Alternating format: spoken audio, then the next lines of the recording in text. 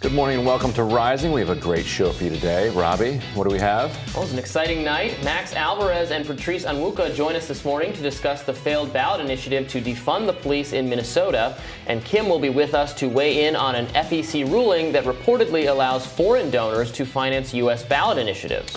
But first, the Associated Press and everybody else have called Virginia's governor's race. Shortly after midnight, Republican Glenn Youngkin defeated Democrat and former Governor Terry McAuliffe. His win ends a 12-year losing streak for Republicans in the state. Following his victory, the governor-elect gave a speech to his supporters and doubled down on his commitment to parents and law enforcement. Let's watch that. On day one, we're going to work. We're going to restore excellence in our schools. We're going to start with 20 charter schools, and we are going to make a down payment and close the gap on giving parents an opportunity to select where their kids go to school. Friends, we're going to embrace our parents, not ignore them. We're going to comprehensively fund law enforcement because they stand up for us, and we are going to stand up for them. The victory spells trouble for Democrats as President Biden's agenda is now threatened in Congress. His approval rating continues to dip, and the party's majority is on a razor edge, hangs on the fate of the midterms. As Democrats square their loss with Virginia's former Governor Terry McAuliffe, Julian Castro weighed in on why the party needs to rethink their strategy of picking moderate candidates. Let's take a listen to that. We need to rethink in 2021, going into 2022 and beyond, what we think of as an electable candidate. There has been a lot of oxygen spent blaming the progressives, suggesting that perhaps our best bet is always a centrist candidate. I think we need to rethink that. And these midterms traditionally have been elections where you need to get the base out. You need to get them excited. And if Terry McAuliffe loses, then I think one of the lessons is that we didn't do that. We didn't get them out. Some other races we're watching from yesterday have also been called. Former police captain Eric Adams won the race for New York mayor, and Boston elected its first Asian American mayor, former city councilor Michelle Wu. The gubernatorial race in New Jersey is still too close to call, and that was an unexpected result. Two special elections in Ohio's 11th and 15th districts also took place. The 15th district was won by Republican Mike Carey, and the 11th district by Democrat Shontel Brown. Here to weigh in on these outcomes is Maurice Mitchell, National Director for the Working Families Party. Welcome. It's good to be here. Yeah, thanks for being with us, Maurice. So what is your big takeaway from these elections all over the place? Obviously, we're going to be focusing a little bit more later on the Youngkin race particular. But what else, beyond kind of the headlines that the mainstream media is talking about, schooling issues in Virginia, what's your takeaway from some of these other races? Sure. So I always like to be cautious because generally, elections provide so many data points that it's the perfect opportunity to indulge in whatever is your preferred ideology, just to find the data points to be able to tell that story. It's like a Rorschach test. So I do want to take a few steps back. And I think, we're hours out and we're still counting votes in places like New Jersey. So I want to preface that, but whatever I say with that caveat. Now, saying that, I think what we're seeing is mixed. I think there's a number of things. There's a number of races where progressives, I think, did really well. There's some heartbreaks. There's some, I think, some concerning signs for people within the Democratic Party, especially the institutional Democrats, to figure out what strategy they might need to move in going forward. But all in all, when I look at everything, when I look at the fact that Tashara Jones is mayor in St. Louis, won a few months ago, and is immediately, when she was elected a few months ago, has focused on public safety and investing in non-police sort of responses to public safety.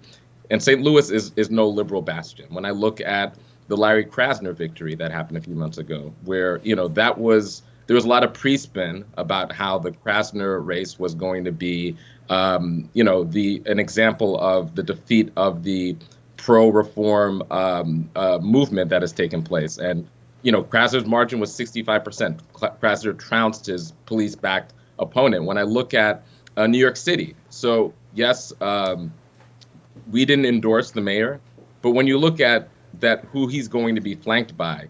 Jumaane Williams, another citywide elected official who's a WFP champion. Brad Lander. And you look at New York City is going to have the biggest, most diverse, progressive bloc in New York City Council history, with folks like Sandy Nurse and Tiffany Caban in the New York City Council. And then you mentioned Michelle Wu, a true progressive, the first Asian American woman winning in Boston. And I just think there's throughout the country, in a number of regions in the country, there's a lot for progressives to be happy about. There's a lot that's concerning. And I think this is more than showing a particular direction that our country is going. I think what all of these results show is that there is a serious debate happening in this country, especially a debate in and around the Democratic Party about what is a winning coalition and what direction, policy-wide, the Democrats need to move in.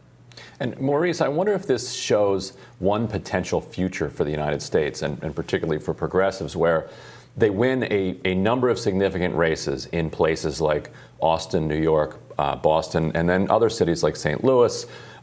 They lost in Buffalo. India Walton lost there, yet continue to lose ground kind of nationally outside of the cities. That feels like a long-term kind of losing situation, because at some point, if the right does lock down national control, they're not going to sit back and just say, well, we're going to allow St. Louis's progressive mayor to do whatever she wants within St. Louis. They're going to preempt, just as they have shown that they do in Texas and elsewhere, where they can win statewide but not citywide.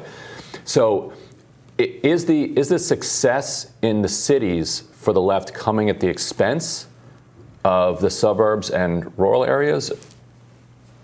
Well, one thing that I would agree with is that progressives in general need to compete everywhere, right? And we have had examples, like, for example, the Working Families Party, we have state operations and we have staff in 20 states. We have staff in West Virginia that I don't think most people consider West Virginia a progressive sort of, bastion. And, we're running and competing candidates in not just the cities, but in rural counties and suburban counties, because I do think that the future of this country, if we want to save our democracy, if we believe in having a pluralistic country, and we want to defeat the Republican Party, which currently is the party of oligarchy, then we're going to have to compete everywhere. I would agree with that, and I wouldn't suggest that the results today show that we can't compete. What I would actually say, if we take several steps back and we think about the trend line, we think about several cycles before, the idea that progressives could win in major cities, that wasn't something that was considered even a political reality.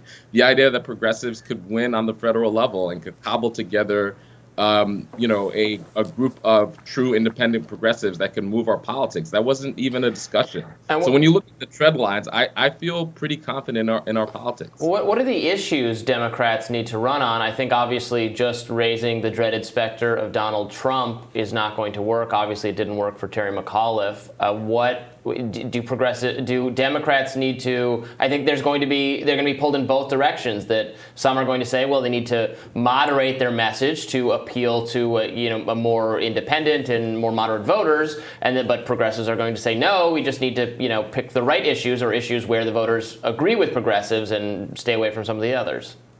Sure, and I think people's confirmation bias will allow them to find all types of data to suggest one or the other makes sense. But I mean, you have to look at the results of the McAuliffe race and ask yourself, like, do the thought experiment: if Jennifer Carroll Foy was on the top of the ticket, would the fate of Democrats be the same?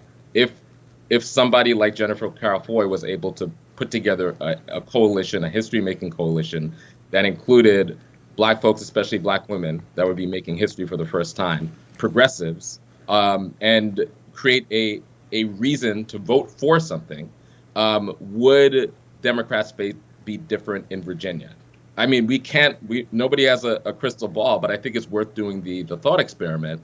And I think in that case and in other cases, the idea that the safe bet was the former governor, hopefully Democrats have learned that the stereotypical safe bet of somebody that looks official, somebody that quote unquote has the experience because they've done it before, they realize that that isn't necessarily a winning solution. Also, what are you running on?